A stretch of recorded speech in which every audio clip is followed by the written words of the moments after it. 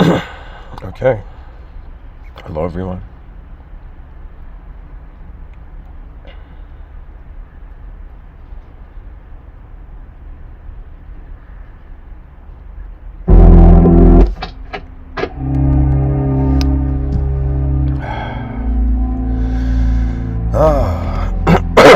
Logging in to another experience of the world. Hello, dear viewers. My voice finds you now to speak about a very interesting idea I've come across. And I wanted to also speak about the social construct.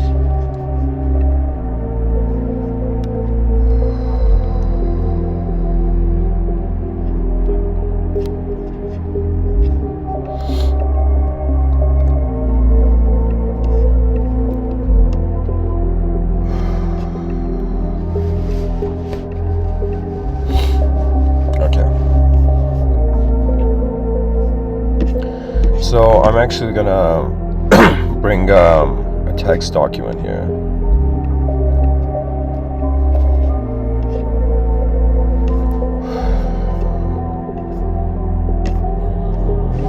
All right. So to dive into this, I've decided that if I'm gonna give these talks this year, I have a feeling I might go on a break or whatnot. But I thought if I was going to give these talks this year, I just thought as just a human being on Earth, I should try to attempt the limitless. And what I mean by this,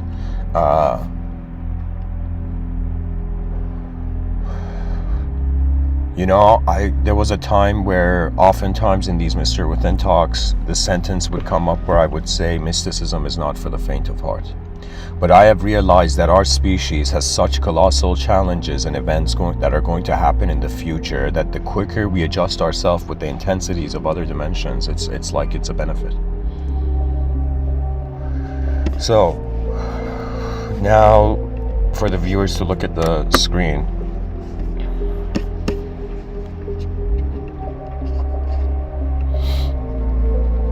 In this episode, the focus is why are personalities necessary if we're already present as a being?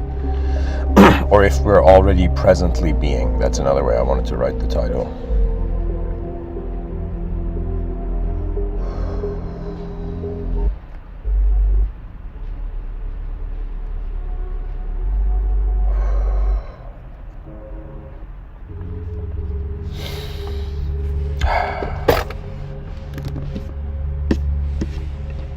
All right. If the viewers look at the screen,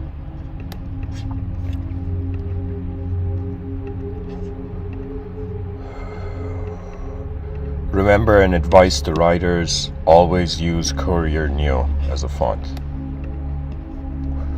It is the font of the higher realms. All right.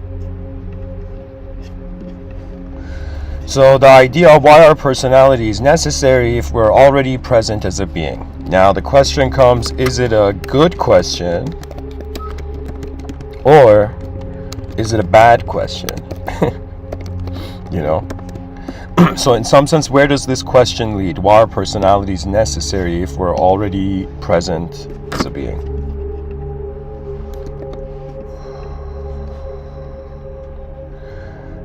I would make the case, right now I'm seeing the angle that it is a good question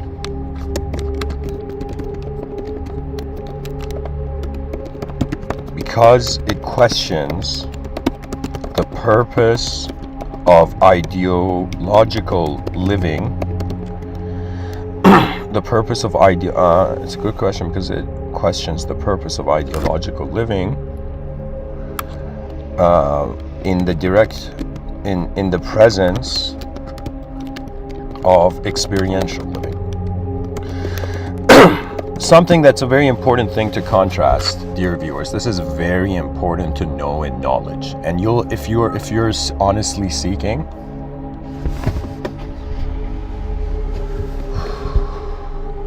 oh my God, the car wasn't on. Okay.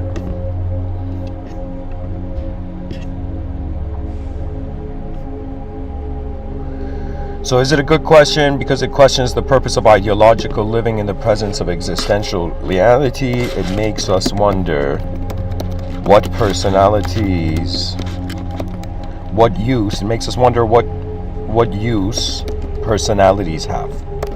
Now, this is a very interesting topic. I would say that I have never heard, right, anybody talk about, in some sense, like the use of the personality other than being a human, right? If you look at the human intelligence, I mean, we got to be honest, all right? Honest. We got to be so honest. Even the gods and the higher realms are like, yo, these guys are honest. So, the question of personality. What is your personality? And I don't know, as a person born in 1991, as a young kid, do you know, even though I was so privileged to be alive at the time where the newest, earliest consoles, gaming consoles were coming out, do you know? I'm like that generation where they still played with trees, but they discovered video games, do you know? I was born in the generation that, you know, as it built up, you know, when I was, you know, in my teens, like PS1 was there. There was this game called Pepsi Man. I don't know if anybody's played this game, but you could watch the like speed run on YouTube. It's a ridiculous game. Anyways, so the thing is, with the title of this episode, I am saying, why are personalities necessary if we're already present as a being? This is a good question in the sense that it is suggesting, like, are there ways that we animate as a living intelligent being that are not just relevant to our personality? So for example, when I sleep, right, somebody could come and say, like, you know, you're always a person, but I'll be like, yeah, but when I sleep, right, in deep sleep, it's as if I am absent to my own consciousness. It's as if my consciousness is not in any room. You see, this is the mystery of divine sleep. The mystery of deep sleep. Do you know? Divine sleep is a religious topic where it involves caves and miracles.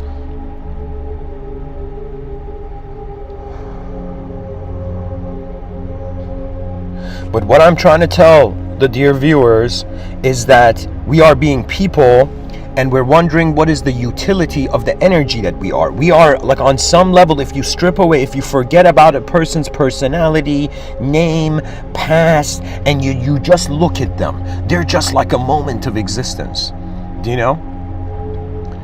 You know, when I was younger, I had when I was in high school, I had this crush on this girl who, in my mind, I'd put her on such a pedestal where I couldn't even, like, approach her, do you know? And years later, I realized that everything that I have desired, everything I have loved, everything I have hated, everything that I've had any attitude to, has simply been a moment of existence. And when you realize the presence of reality is different than how the personality appears and comes and goes, then, dear viewers, you have now entered the halls of mysticism. Mysticism is very important because mysticism is the highest IQ act in a world. Okay? Do you know, mysticism is questioning the ontological origin of reality. You're wondering about how life is being before doing anything and after doing something.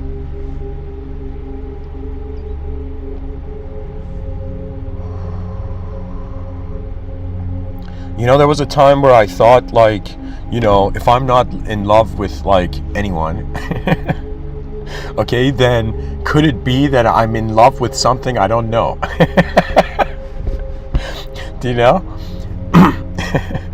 I'm telling you, you can love ideas on this planet. Do you know? And there is, sadly, a level of deception and hypnotism and it's on a hormonal level, okay? For me, there came a time where I stopped, this might sound strange, but I stopped thinking through the modes of a human being. For a second, I was like, let me just act as if I was an aerial view of the planet, of the species. You see, because we're so close to each other, we don't realize how beautiful we are. But when there is a distance, we suddenly see that beauty. Do you know? What I'm trying to tell the viewers is that you have multiple commandments of lives to live on earth. Okay, or I shouldn't say commandments. You have multiple versions of lives to live on earth. Okay, you have a physical life to live, which is, if you're smart, you understand the game of survival. You have a subjective life to live, where if you understand this, you're going to understand freedom and boldness. The mind is the only intelligent technology that can give itself freedom. The human mind. It's an incredible force. It is one of the greatest allies of mankind. The intelligence that moves within us as we move within it. You see, we are in a living world. And it's all about how you feel about what you think you are.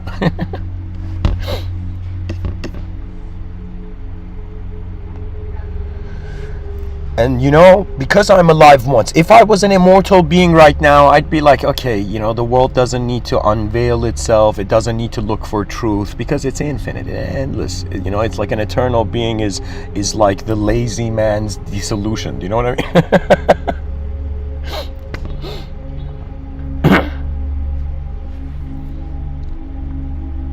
What I'm trying to tell people is that if you look at your ancestors and wonder what types of lives they lived, human beings live multiple lives in one lifetime. And this is really the case. Every day we wake up, the brain is simulating a new self, experiencing a new day. Oh yeah, you know. But at some point, you know, your intelligence, I mean, I'm somebody who, I've been smoking cigarettes for a while, so, you know, anybody who smokes, I think the thoughts of their mortality is upon them, you know, like they think about it.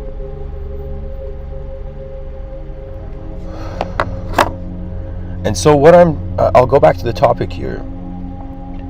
See, my curiosity is that I'm like, okay, what do I see? What is the starting point? Like, you know how they say in religion, in the theological lens, the purpose of human life is that God is testing man. Okay, so from a religious perspective, truth is testing its simulation. Do you know? Truth is testing the simulation, or truth is testing its invention to see if the invention has faith in its creator. Okay, that's the sort of theological angle.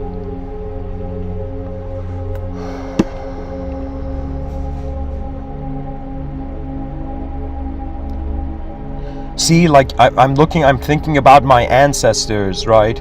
And it's all about, this is going to sound bizarre, but it's all about what forms of animate spirit and rhythms your mind animates and authorizes for itself in this reality. So what it is human beings have been living like such nouns that to us verbs are impressive, but once we realize that the part of our nature is really fast. You see, this is the thing. The human consciousness is being defined because the world is changing a bit slower than we are changing. Do you know, if the particles and the particles underneath my foot were changing faster than I could take a step, there would be no world to walk in. You see, so really, to be a creature in a world is the privilege of incredible, mysterious circumstances. It doesn't matter if you're religious, it doesn't matter if you're secular, it doesn't matter if you're agnostic, it doesn't matter who you are, who you think you are, all your thoughts, everything, object, subject, these things leave you. But what you do while you're being an object and subject and having an awareness of the presence where they're all there. Do you see, the poet Rumi says, the mind is like a bird. Just like a bird needs two wings to fly, the mind needs chaos and order to function. But similarly, if you were looking at it from a Mr.Withinian scope, it would be that your inner life and outer life have to become allies. And you have to find something to trust in this world, or you will distrust yourself over time. And that trust is dependent on you. If you're an ego, if you think you're an objective being, you need something physically to trust. You need somebody to hug you. If you think you're a subjective being, you need revelation. You need another dimension to hug you. But if you realize that if you are energy, if everything is freaking energy, if we have something called common sense, it's like energy is playing appearance games to itself. You see, they say energy cannot be created or destroyed. It changes from form to form. The Buddhists and the yogis were saying that you're a transmigratory soul that never dies but changes from lifetime to lifetime. It's as if energy is alive and we haven't been able to connect the dots.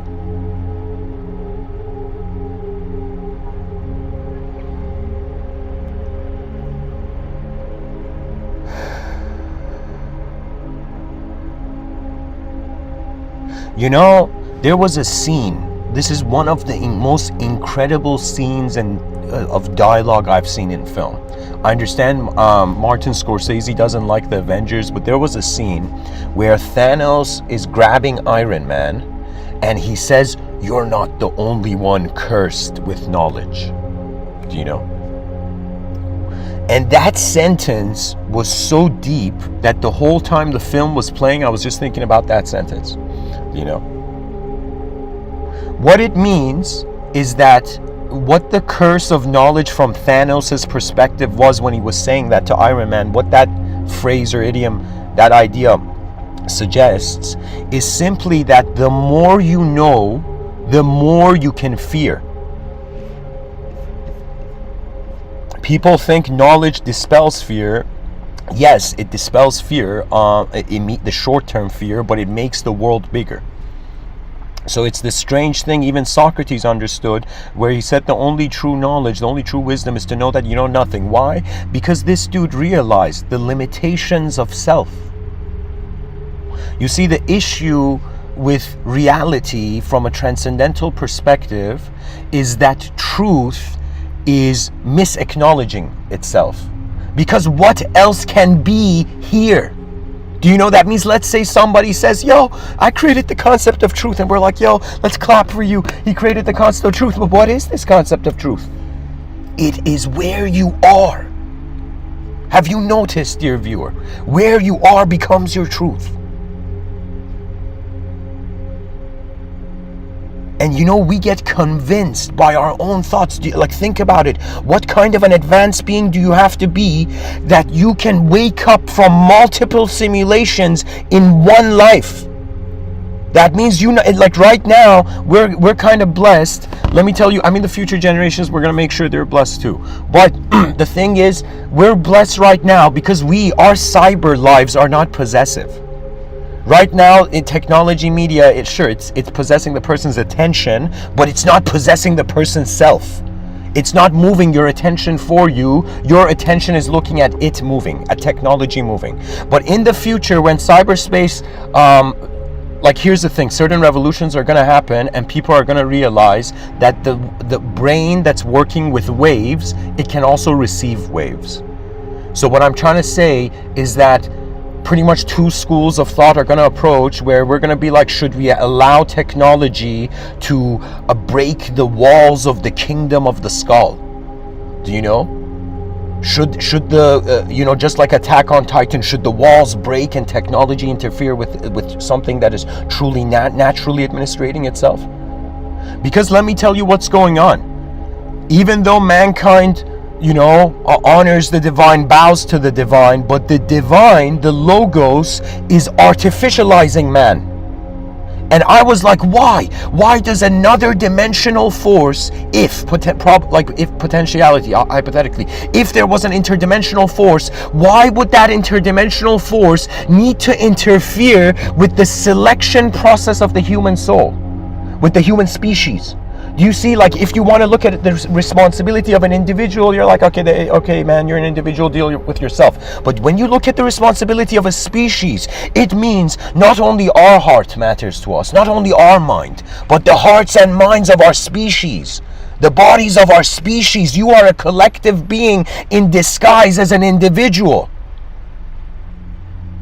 And I'm unnecessarily being intense right now, but there's a necessity.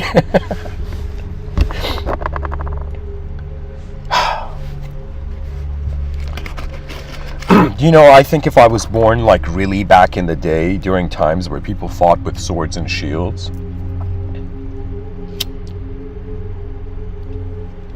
I think I'd probably be that person who would convince the king to preserve all the libraries, you know.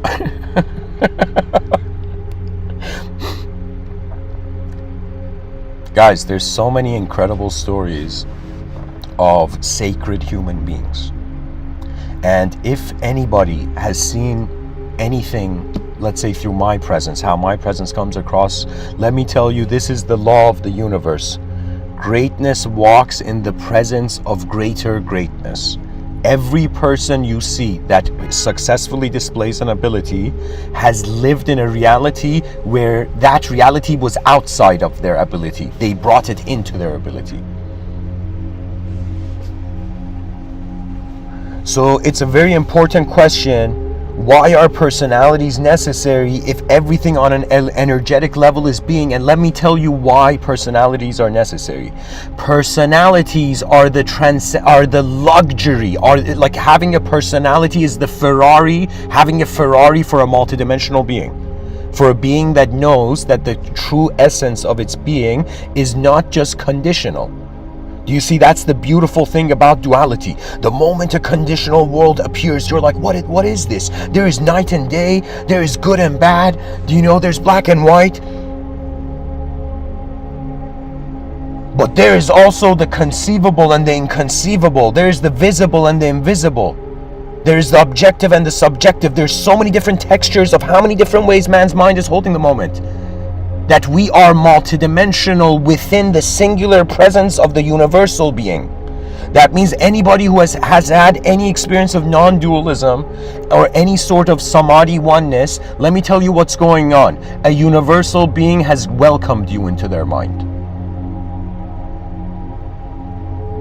Because it's the sense of authority. Let me tell you what happens. Okay, there is either a view that the world is okay. So the line of thinking, I would have to write it down. So it would be as if I'm saying, if reality is multidimensional,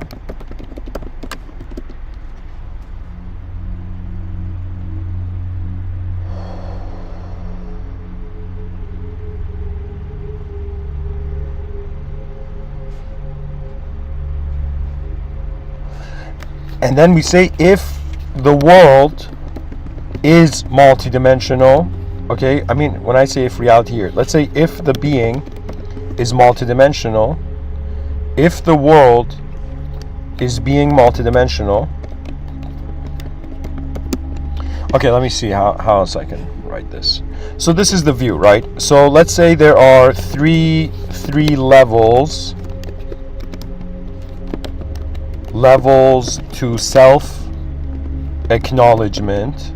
This is not my view. My view has 4 levels in it. I'll explain it after. But these 3 levels are the traditional view. There's 3 levels to self-acknowledgement as a being. All right?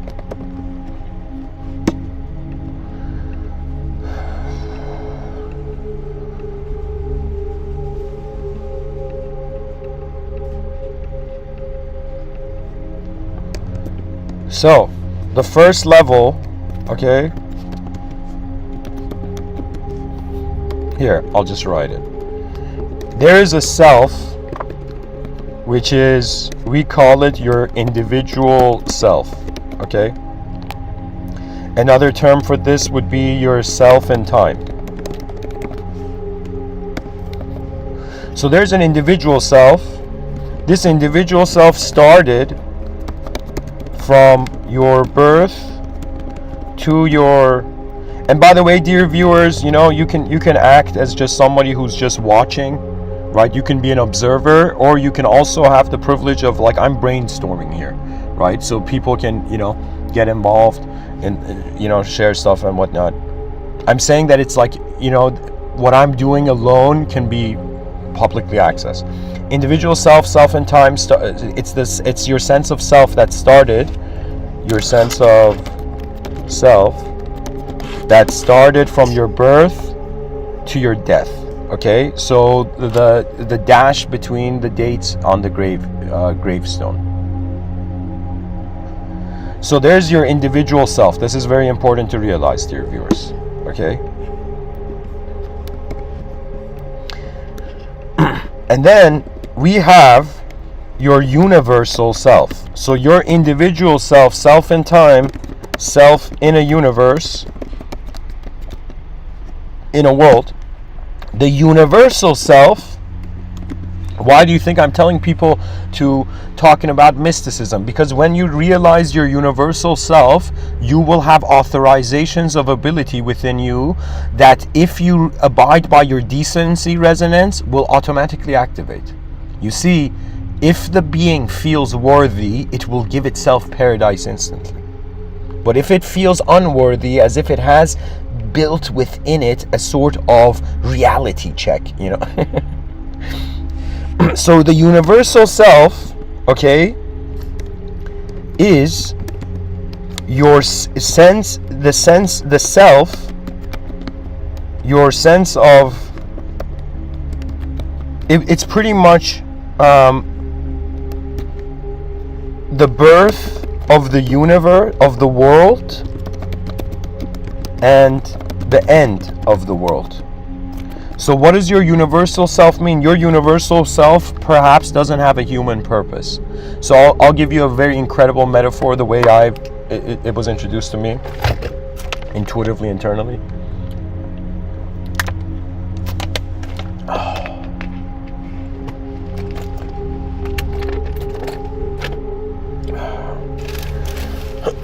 Excuse me.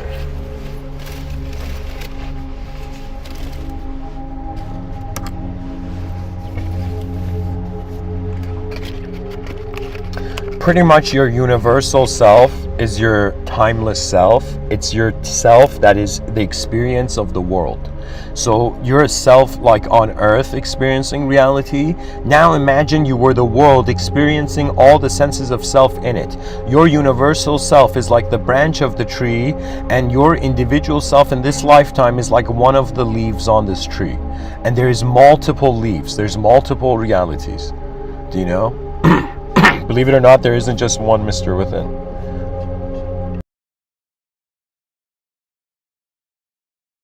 Mr. Within is really an archetype that appears anytime a civilization is ready to advance.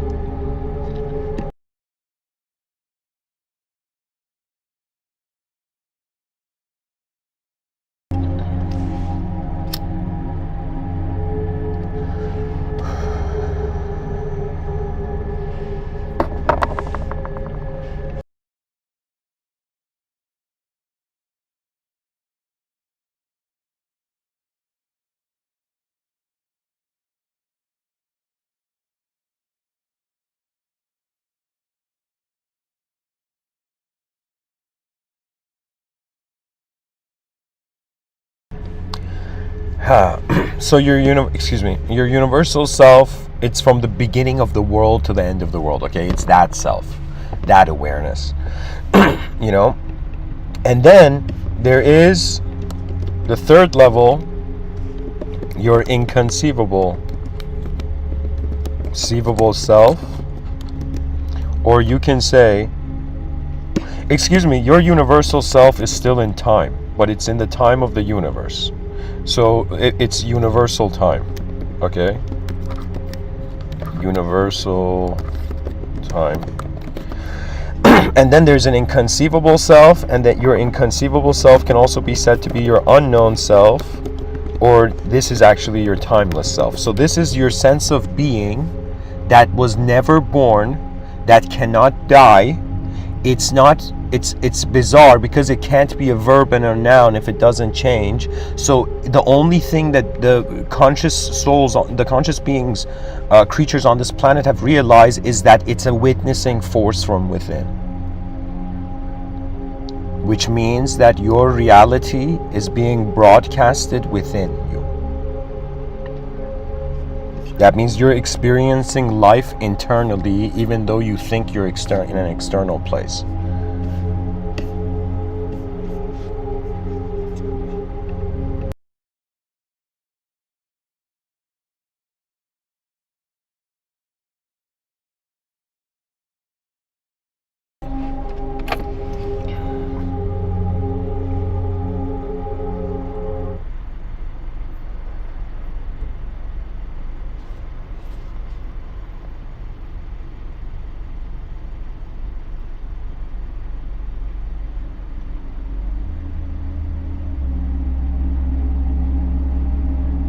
Dear viewers, we're just beings, right? We're just energy.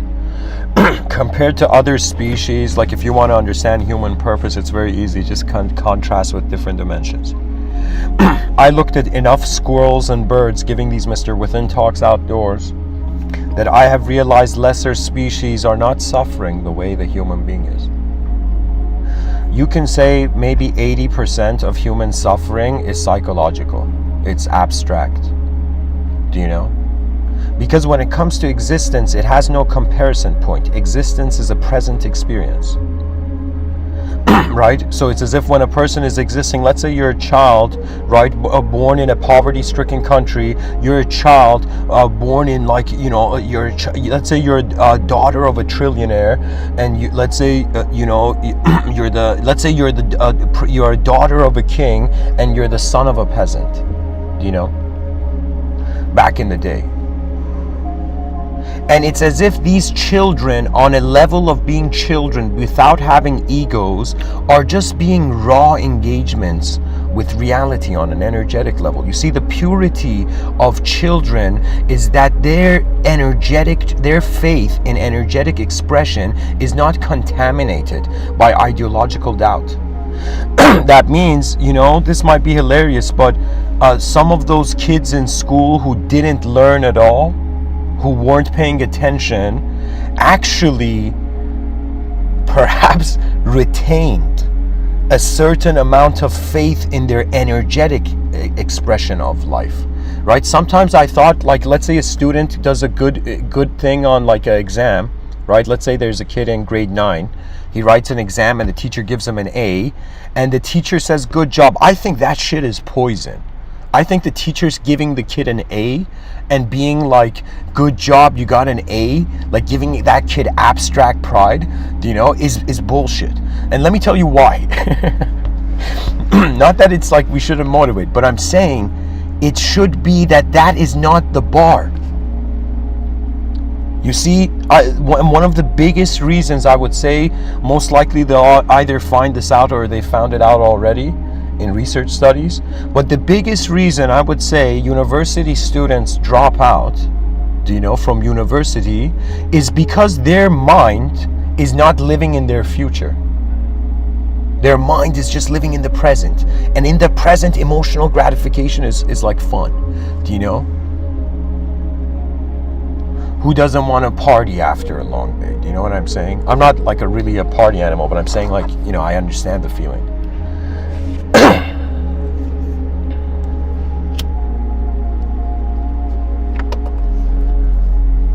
So these are the 3 levels to self-acknowledgement as a being, okay?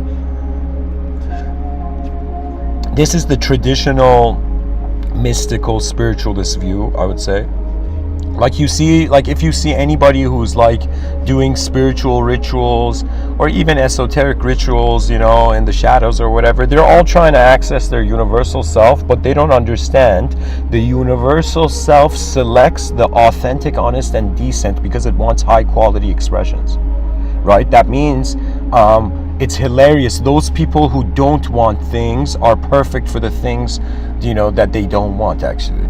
And the reason is because if you want something externally, you're not actually experiencing the external thing. Like, think about it. Why do some people, like, there's something in this life when you want something too much, like you become desperate too much, like everything karma backfires. Like the lords of karma are like, "Yo, man, it's like you're acting like you don't deserve."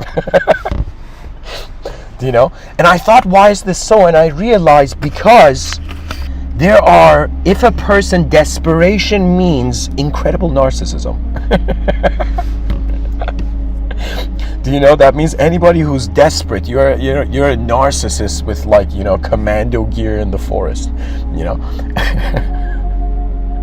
Why? Because self is more important than outside, right?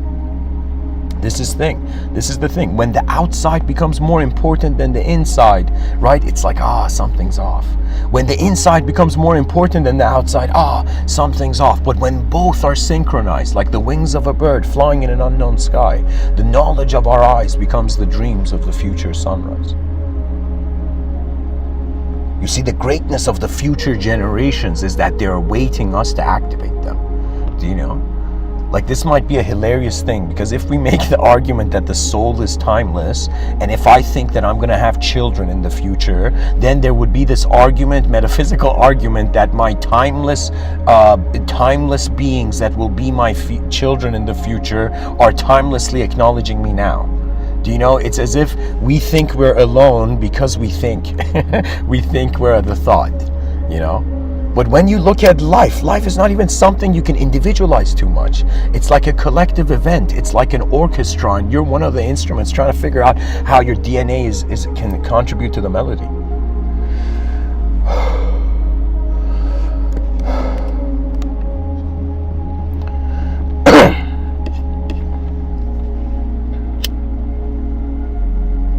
You know, it's like somebody coming up to you and saying, I love you. And you'll be like, wait a minute, who are you loving though?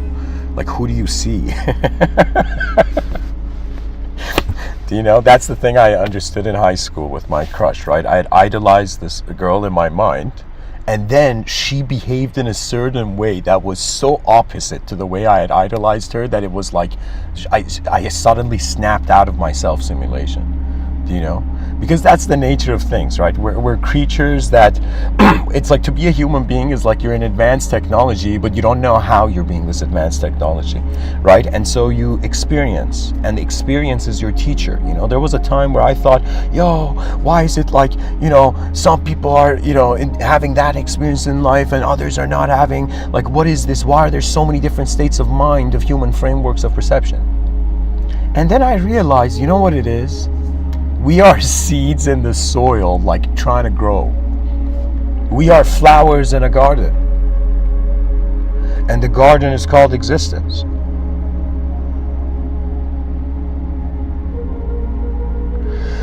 Why are personalities necessary? Because it's a privilege. You know, if somebody says, Mr. Within, do you think in 1,000 years human beings will have personalities? I'll be like, you know, I'm convinced that to be this, the way we're being human now, is a phase. Right? It's a phase of, like, it's like a strange blessing. That means we are literally at the center of the bell curve of how incredible the phase of history is going to be. Right? We are like nature's remembrance. Like, nature may in the future, like, imagine in the future children are lost in cyberspace reading history books of how there were trees outside, how there was something called nature. Do you know? So imagine, like, people right now, like, you see religious people, they go into, like, holy temples and they just say God's name. They're like, God, God, God, God, God, right? And in the future generations, those who become artificially infused in cyberspace, they might be like, nature, nature, nature, trying to revert to the original. But they must accept where reality is going, because it is not only our life, it is the world's life. That's when humility kicks in, if you're secular. If you're religious, your humility is going towards the most inconceivable point of your mind. You know, some people criticize religion, but I'm telling you, it's like there is genius and disaster in everything, strangely. Do you know? It's just how you use it. You know, it's like how you use a knife, right? You give a knife to someone and they cut fruit, or they become like Chef Ramsay, and you're like, yo, world-class cooking, you know? Right? But you give somebody a knife and they use it to hurt people. Whose is it? Is the knife right or wrong, or is the user? And this is the very important thing, that it's not that sometimes we like something is wrong outside of us. The way the user experience is happening can be wrong, right? And you know, guys, I'll tell you, when I was like in 2011, I think I had like a very savage ego. I was a bit of a rude person too, but you know, I was open to that rudeness. Still a bit of like the savage energy. But then I asked myself, why did we evolve for 4.5 billion years? Do you know, did we evolve 4.5 billion years, do you know, just to be here? No, it's like way more than that. You know, it's like we've been, it's like a species has been training for 4.5 billion years to be capable of not just objectively acknowledging itself, not just subjectively acknowledging itself, but in some sense realizing that there is the unknown. You see, I cannot, like, do you know, when I was younger, I had a respect for all the teachers in my school, but then when I truly wondered what knowledge was, and I had an experiential realization about it, I was like, you peons. Do you know what I'm saying? Like, it's as if the teachers in the educational systems are like minions. It's weird. Do you know what I'm saying? Like, they're minions, right? And I'm not saying they're not themselves, right? But in some sense, they are restricted. They're like leashed beings. Do you know? Because to in some sense you should on some level at some point be like, what the like, there's students, teachers, what is this bullshit? It's 8 billion creatures in an unknown world. Everybody gets a rank of exploration. That means the future educational system is just going to be this massive, incredible ranking system. Do you know?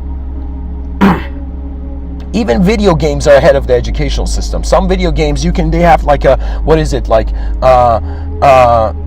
iron, bronze, silver, gold, platinum, diamond kind of like system to them. Do you know what I'm saying? We don't have that shit in the education. Excuse me. We don't have that in the educational system. Teacher, weird theater in the building is happening. Schools are weird theaters. You know, because really what knowledge is really the questions that arise. Do you know, when I think about the teachers in my educational system, none of them made me question my reality to learn something new. They were just like, this is this, that is that, write it down in your notebook, exam this weekend, it's like, and then all they had to say, like, I was just waiting for the teachers to just write FU on my, papers, even if I had like an A+, you know what I mean? Because the system was blind to its own potential, and that's cruel. You see, what's worse than a bad educational system is a cruel educational system, right? And the educational system is the child's entrance into a social structure. So the social construct is occurring from how the child is every day of its life with interactions with its world, cultivating new archetypes, right? There's a concept in video gaming, they call it farming, and it's like every day we wake up as a human being, we are experience farming. We're value farming. And it wasn't easy for me. I had to bypass my own belief that I was not allowed to look outside of my own story of world. Do you know? And the moment I realized, holy shit, I've been thinking I'm a good person, I've been thinking I'm a bad person, I've been thinking I'm a smart person, stupid person, brave person, a coward, but I am an unknown being in an unknown world, and that is the truth. And the fearless can stay present. Because that's the fear. You see, we are in the enchantment of society covering your precious eyes from how bizarre reality is. But the mystics fearlessly went into the mountains where nature would not lie to them.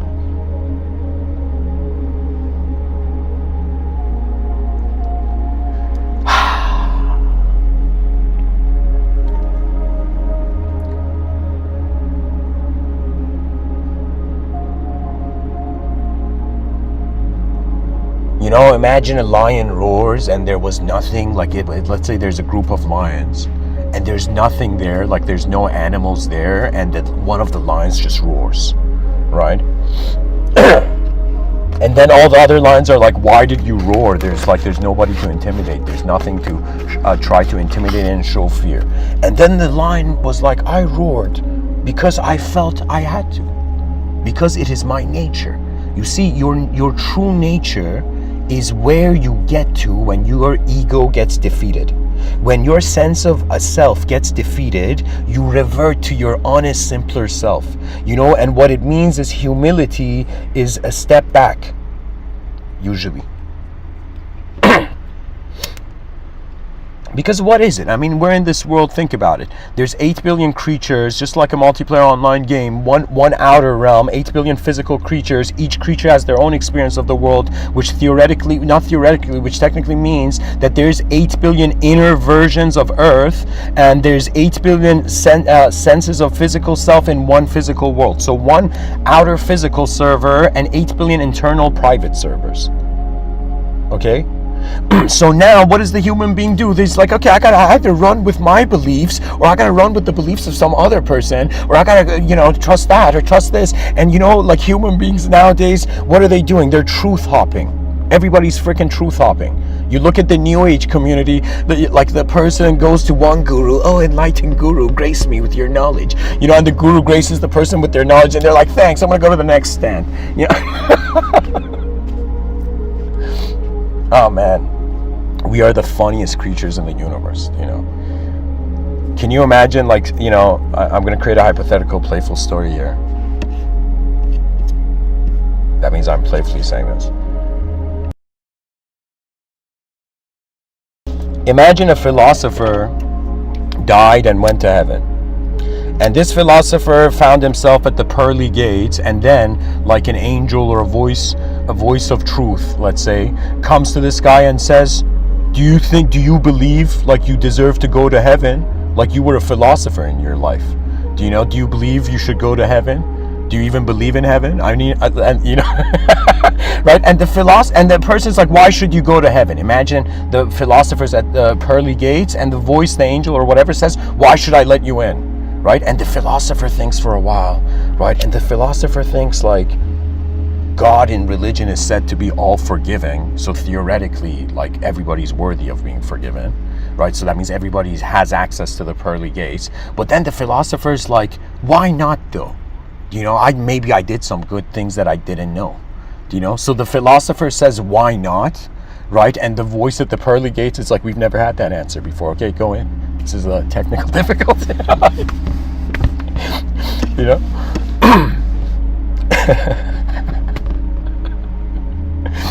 And the philosopher is like, okay, never knew my philosophy career would get me to heaven,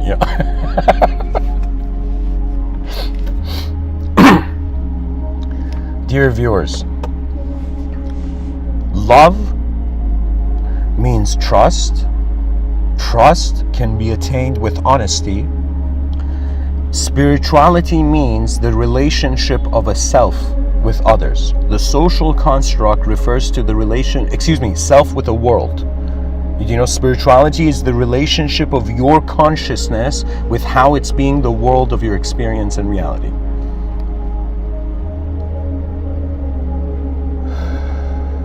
I just remembered I'm going to say something more about these levels of self-acknowledgement as a being.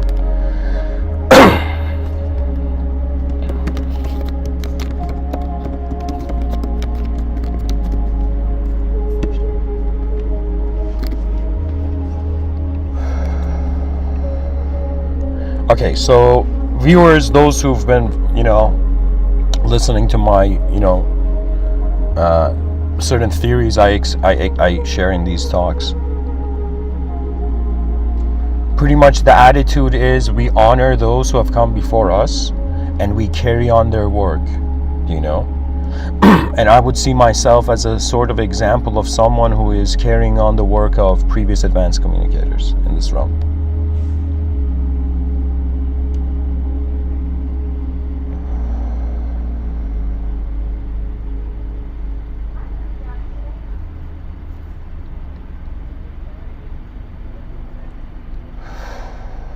Okay, I developed a system, I call it Ring of the Absent Heaven. And what is this? This is Mr. Within's view on the dimensions of reality. And guys, feel free, whoever you are listening to, you want to add to these ideas, you want to break these ideas, challenge these ideas. The idea is I want honest human engagement with the mysteries of reality. That's really what I'm expecting from the viewership. So Mr. Within's view on the dimensions of reality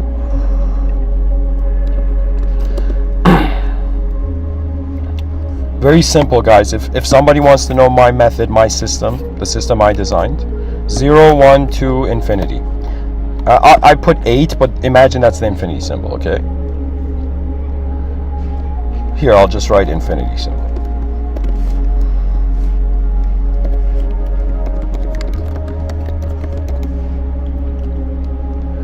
So 0, 1, 2, infinity. Okay, 8 is weird. It has to be horizontal. Okay, 0, 1, 2, infinity.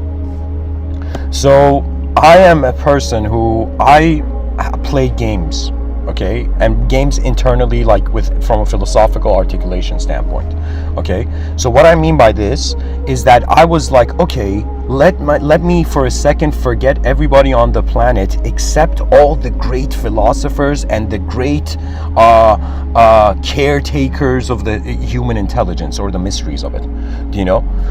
And for a second I thought, like, what if I was like, if all the philosophers in history and all the philosophers to come were looking at me and were like, Mr. Within, what's your view? Like, what's your system? What's your contribution to humanity?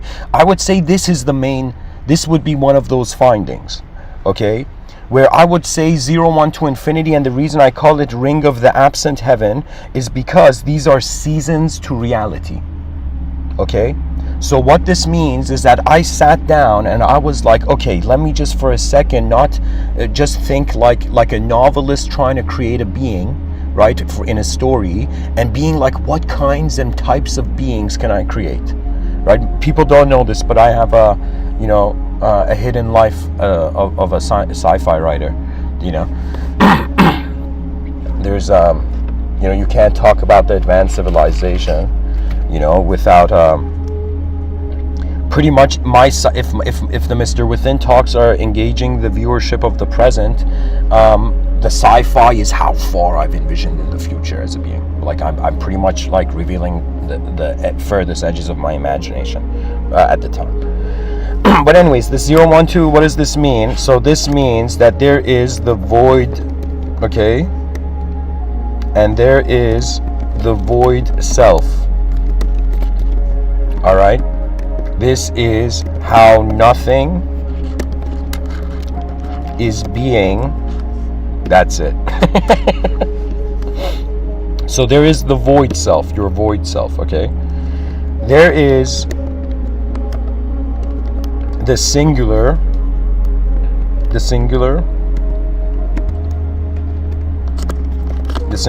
and then we have the singular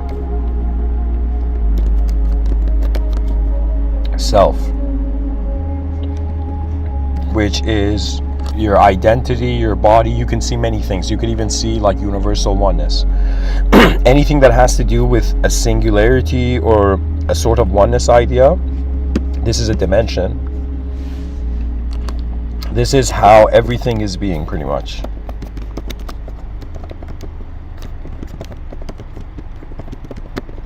In a singular way. Then we have the duality. This is where the party is at so far. This is the major, like if you were to kind of give classes to the human psyche, like most, I would say like maybe 90% of the human population, okay, 80% of the human population is in the duality dimension. Everything's dualistic for them, their psyche. The class of their psyche is a dualistic class. Some people, like yogis in the mountains or saints, and those people who go the path of bhakti yoga and love, they become singularians, the singularity. You know, their reality, everything is singular to them. They maybe make up 10% of the population.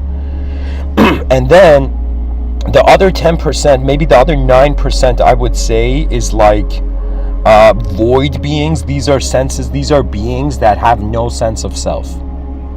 And somebody's going to be like, Mr. Within, what do you mean? I'd be like, look at lesser species. They don't have a sense of self. They're just part of the nature. Their sense of, they have a biological sense of self, but they don't have an egoic cognitive sense of self that is envisioning in their future in an abstract way. And the reason I'm saying this is actually I'm honoring it through a secular standpoint, that it's the neocortex, right? that is giving the human being the ability of its, let's say, additional dimensions of processing. So the dualistic self, this is like the dualitarian. So we had the void here. I'll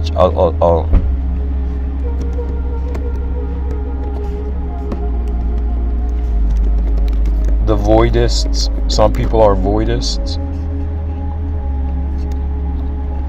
Then we have some people, they're singularians. I've met a few. Pretty much everyone in the New Age community, their greatest mystical insight is they become a singularian. I mean, that's the traditional mystical insight.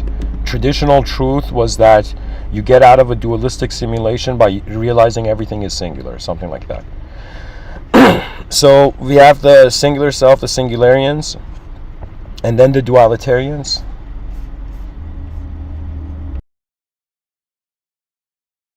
Or you can call them the dualists.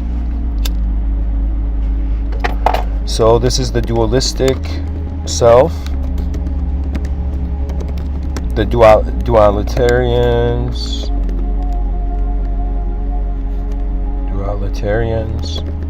or dualists. Pretty much the human ego and communication is happening in a dualistic dimension. That means without duality, language doesn't make sense. We need contrast. So many people are like, why is religion, in one part of the religious book it says like, it talks about love and heaven, and the other side it talks about like fire and hell, like what, or like about a punishment and hell, right? Why is one part of the book wrath, one part of the book love, and so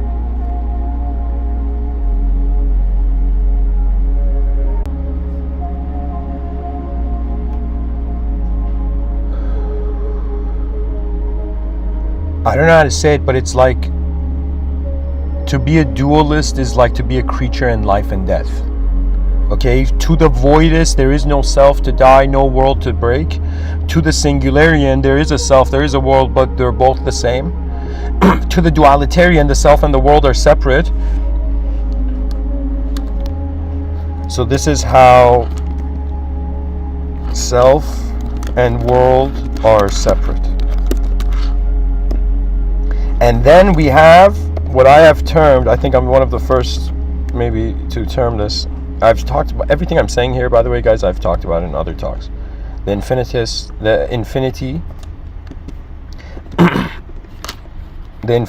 and this is the infinite self.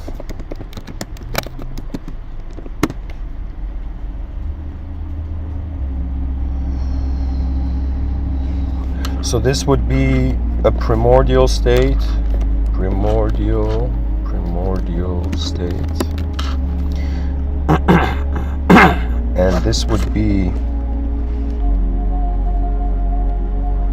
a causal state. Let's say an original state. Original state, and then this. Oh, here, the causal state.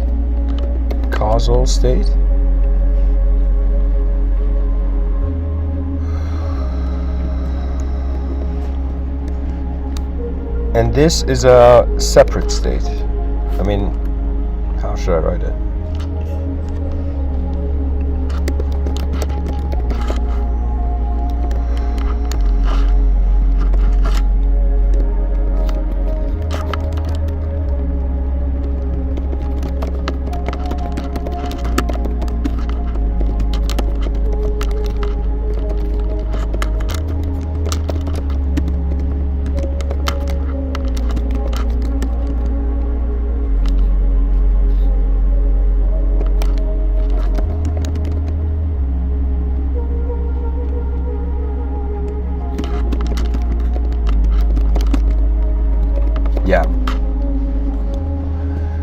So the void was the primordial state, then the singularity, let's say it's the original state, and then this is, I would say, 2023, the duality, right? And the infinity, this is, I've predicted it maybe,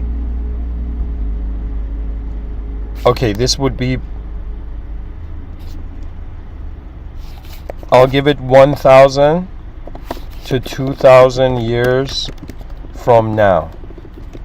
This is when the infinity psychology becomes real in this dimension on Earth. Like in the inner realm, sure, at any moment you can feel,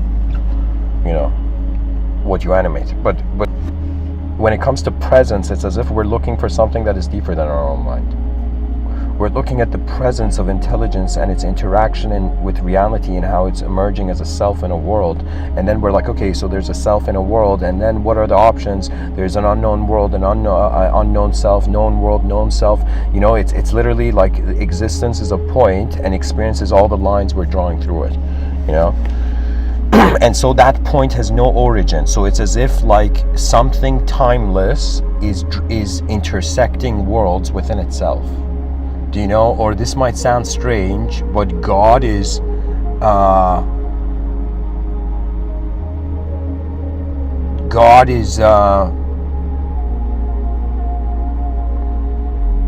connector of dimensions.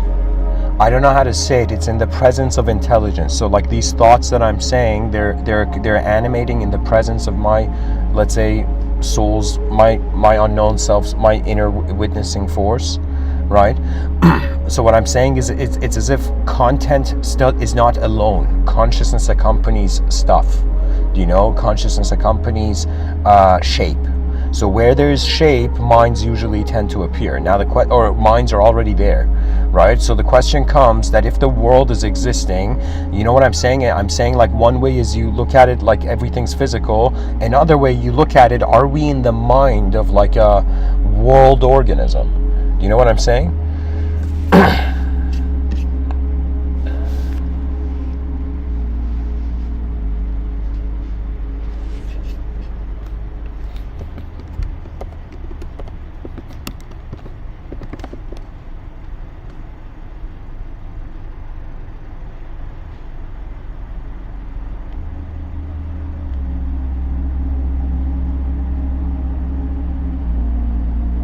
Okay, somebody in the chat section typed Hyperianism. I just looked it up.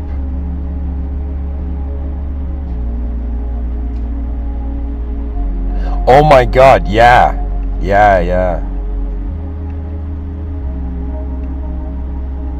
Yeah, but it's the collective dream is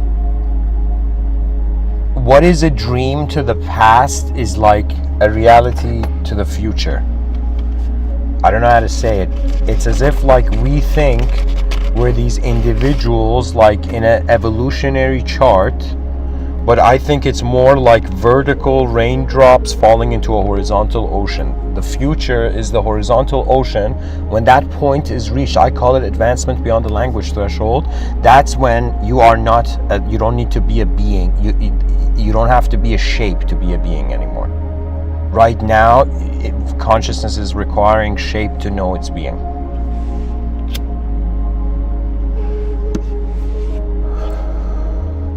But whoever shared Hyperianism in the chat section, thanks, because I just looked up, there's a book called Ontological Mathematics, The Science of the Future. Guys, we found a book, we found it, a gem in the mountains, you know?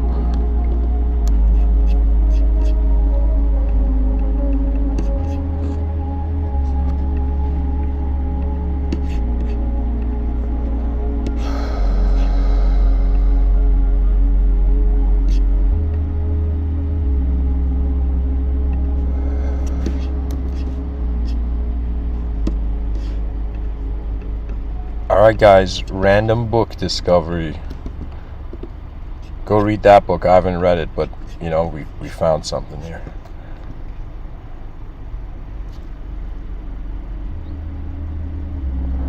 Okay, back to the talk. How long has it been? It's been an hour. Okay.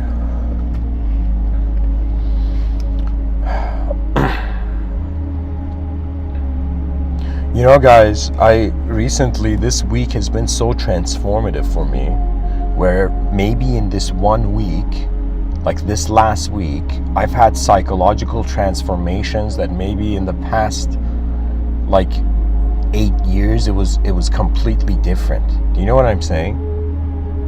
Like I'm experiencing it's like when you wake up in the morning, what do you notice move? This is really what I think leads to a high IQ, right? You're trying to be aware of what is moving.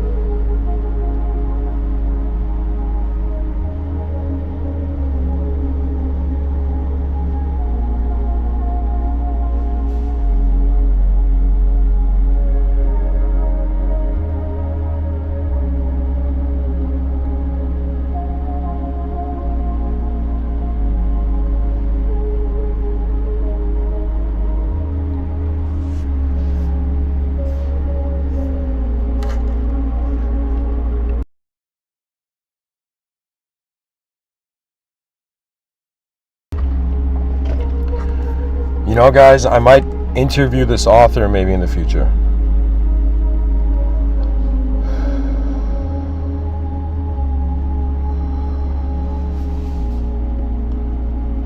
By the way, anybody who has a podcast out there, I thought I should probably say this. I have an interview channel, and if you have like interesting inner realm experiences, you're welcome to, help me create content. Gary Vee says we gotta create content, guys. Content.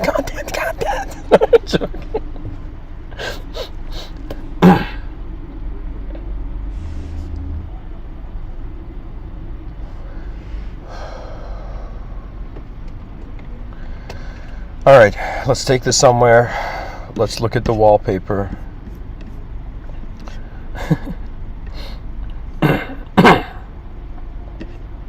If there are questions, feel free to ask. I guess the question I'm here to answer is, why are personalities necessary if we're already present as a being?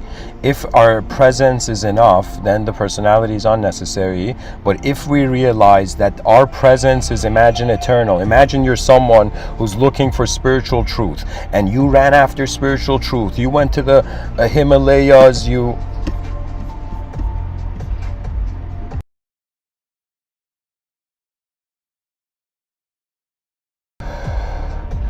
went to every guru and every enlightened master, imagine. And you realized eventually the ultimate truth.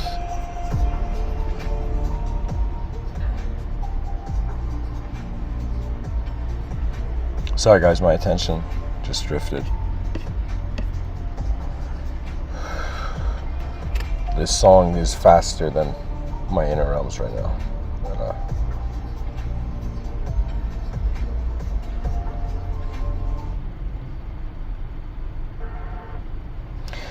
All right, low battery. Let's take this to some conclusion. I guess what I'm saying is that if you were to realize like some spiritual truth, you'd probably realize you're a non-dualistic eternal presence. So if you spend your life just studying spirituality, you'll realize something you have been already. But then it will all come to a round circle, and you will realize that to be the human being is new. That's the blessing of this lifetime. We get to experience a new format of being. And so now Mr. Within is saying those who are well experienced in their formats of being, it is time that we set up a new format, a new vision. What does the human species deserve that we have not yet fathomed? Because it deserves way more than our beliefs. It deserves way more than what we think now. The future generations will see all of our blind spots and they will laugh. And my actual challenge is to talk in a way where the future generations will realize how. Like I'm trying to see my hilarious, let's say, game with this egoic event is simply how far could I see beyond myself. And that realization of when you reach that furthest edge, you meet the unknown, and when you meet the unknown, you become humble in a way where you remember the Parabrahman. You remember a presence that had an authority prior to your ego, prior to your sense of self, prior to how people treated you in this lifetime. And as eons have come to now,